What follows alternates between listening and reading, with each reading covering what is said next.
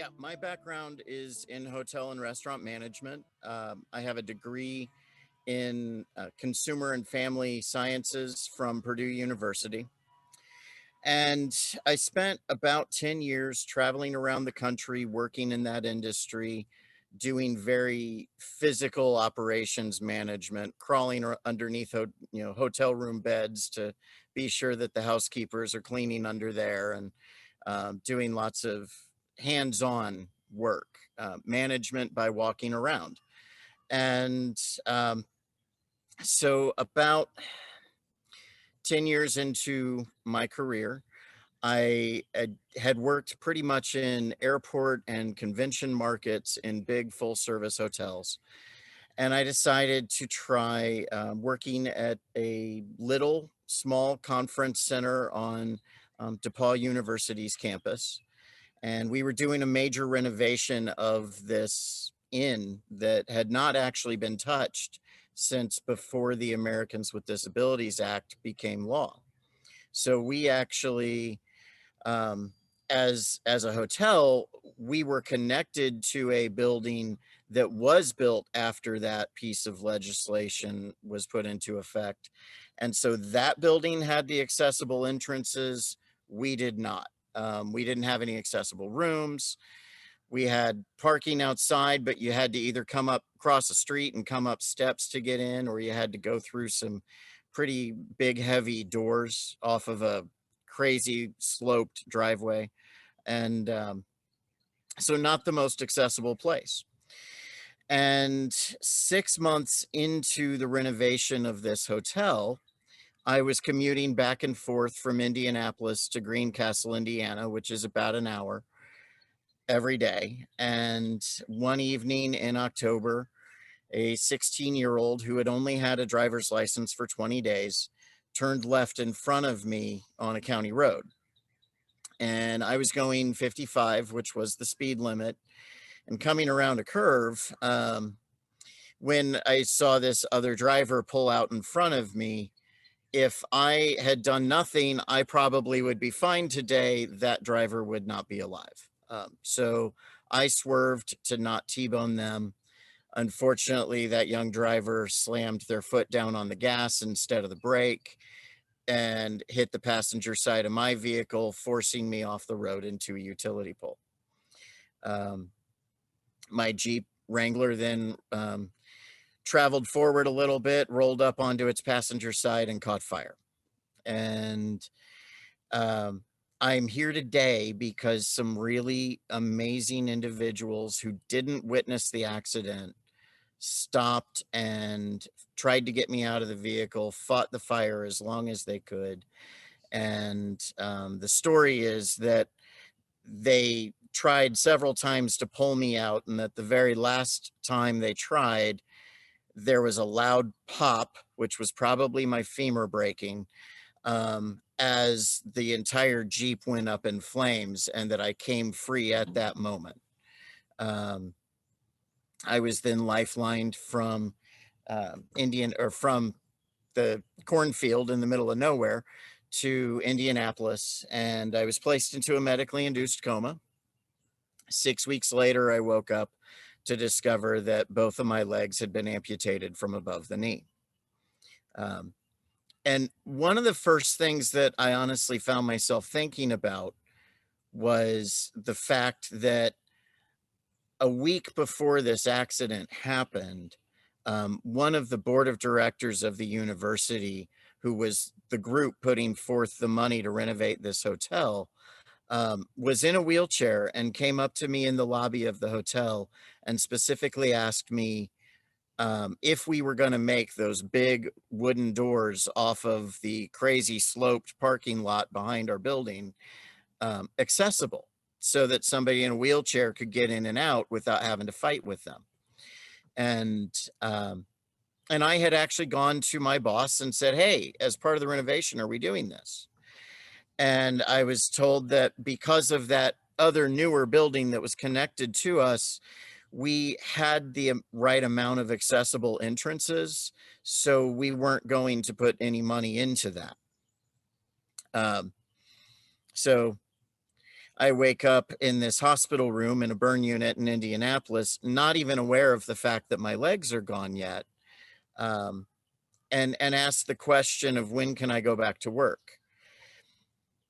Over about a 3-day time frame, the drugs started to clear, and I became aware of the fact that my legs had been amputated. And when my boss finally was able to get in to see me, one of the first things he asked was, "What do we need to do for me to come back?" And my response was, honestly, I had no idea, but all I knew was that those doors were gonna have to be accessible. And so they actually made that modification within the next week. It took a year and a half for me to return to work. Um, and that was a lot of physical therapy. That was a lot of um, occupational therapy, dealing with learning how to use prosthetic legs, which, so you guys can see, there are my legs. At home, I'm in the wheelchair because it's far more comfortable. Prosthetics have to be really, really tight all the way around the limb. And so while it may be comfortable at times throughout the day, it's like you're constantly being hugged. And eventually that gets overwhelming. So at home, I'm pretty much in the wheelchair. And even when I return to work, because my organization, and they were amazing, um, I had switched companies to take this job. So from a organizational policy standpoint, my benefits were just kicking in when this accident happened. Um, Family Medical Leave Act, I actually had not been there long enough yet to claim. And my company actually said, Jeremy is the one we hired to do this renovation, to be the operations director at this inn, and we're not replacing him until he says he's not coming back. And of course, because I woke up and said, when can I get back to work, instead of how long can I milk this and what TV shows haven't I gotten to enjoy yet, um, they stood by me. And even to the point where during the period of time that I was just returning to my own home, from the transition essentially went from the burn unit to inpatient physical therapy, or inpatient rehab rather, um, which I was under the impression it would be years, because the nurses kept saying it will be years before you're out of rehab. I didn't understand that there was an outpatient rehab that I would get to eventually, because there was no discussion of that. There was just, this is what it's going to be. But, and I know I'm bouncing around a little bit, but to give you an idea of what that progression really looked like, it was waking up, finding out that my legs are gone. 2 weeks later, getting transferred to an inpatient facility where physically I still didn't have the ability to sit up in bed. This wrist was broken. My jaw was still wired shut. I actually sustained enough facial damage that they had planned a facial reconstruction, but I was so sick from infections from the burns that they couldn't do it. And everything stayed where it belonged and healed before they could do the surgery. But in that rehab facility, they asked what my goals were really early on. And I was always a fairly goal-oriented person, but at that point, I couldn't tell you what kind of goals anybody could have in that moment, other than that I wanted to see my niece come down the steps at Christmas. And this accident happened right before Halloween. I slept through Halloween and Thanksgiving. I was gonna get to be there for Christmas. And 2 weeks later, they had done such an amazing job in that rehab facility that I was able to be discharged to my parents' home, where at the age of 30, my dad was, and the next door neighbor were literally carrying me upstairs to bed every night because that house was not accessible. Um, and 4 months later, I got back to my own home. And about that time, the regional vice president for my organization reached out and asked me if I would be willing to do interviewing for general manager candidates at hotels all around the country. And the reason that she did that, which she told me sometime later, was really because she wanted to keep me engaged in that part of my life. And that really, from an organizational standpoint, that was going to a level of care and support for a coworker and an employee that I know I would not have actually received with the company that I had been with for 5 years prior to taking that new job. Now, some of the things that, so they gave me the opportunity to do that while I was recuperating. I also learned that I had to go on to Social Security during the period of time that I was recovering, because my short-term disability and long-term disability actually required that I do that.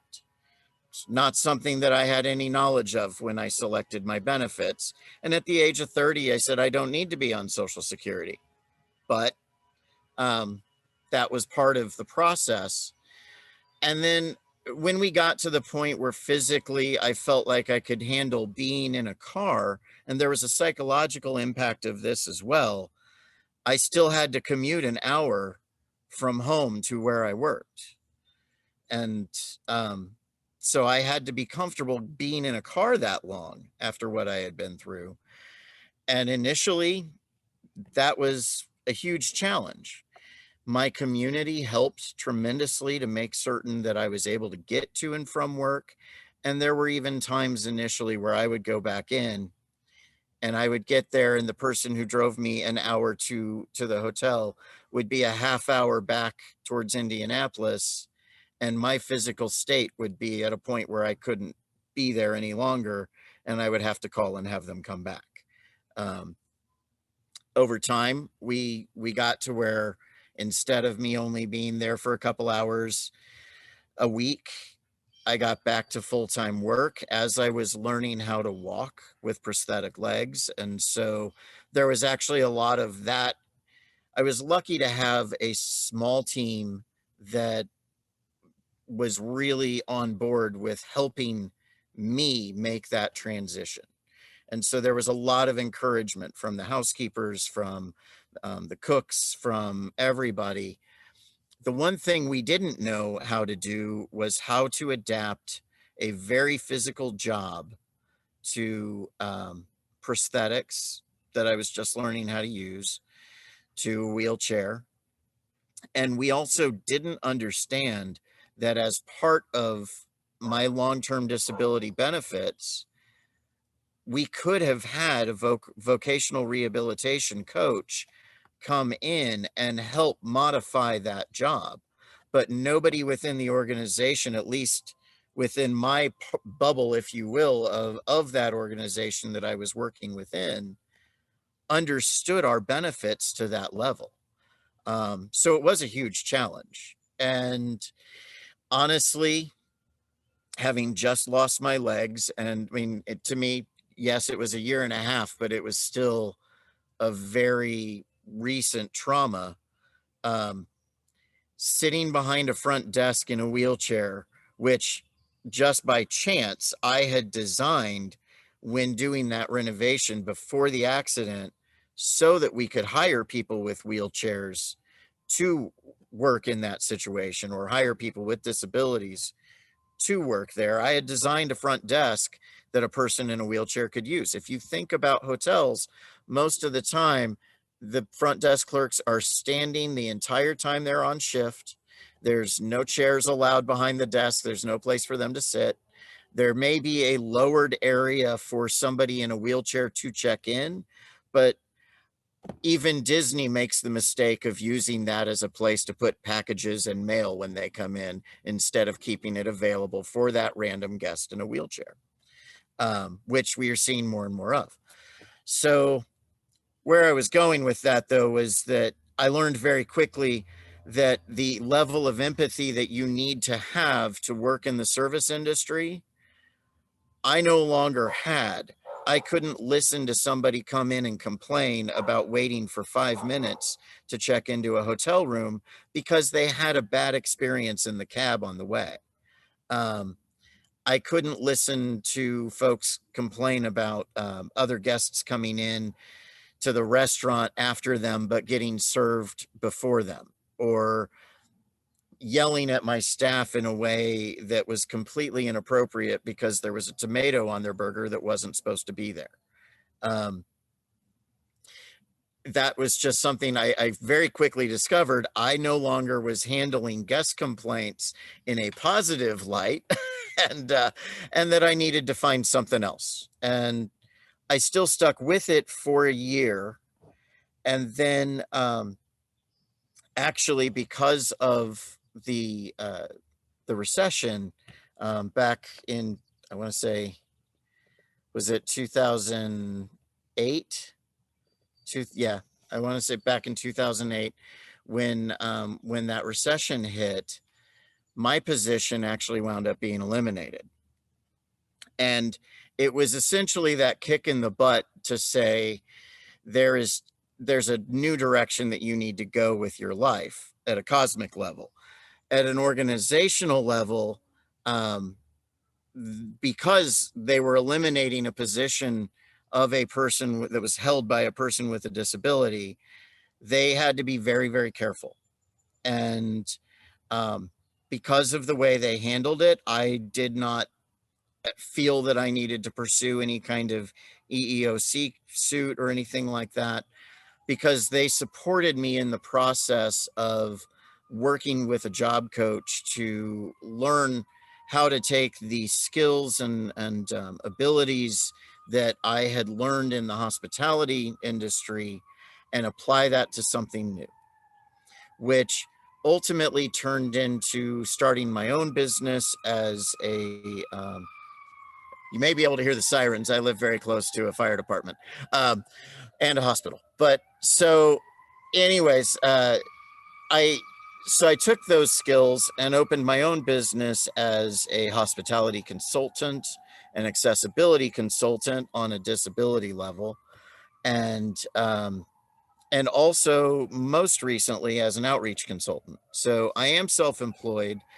I do my a lot of my income is Social Security disability.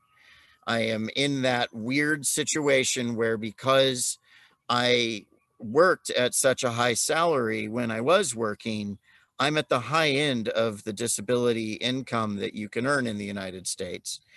Um, and that actually puts me in a situation where there's a limit to how much income I can earn on top of that. So a lot of the work that I wind up doing frequently is pro bono. And I have one main client, which is Accessibility Center for Independent Living.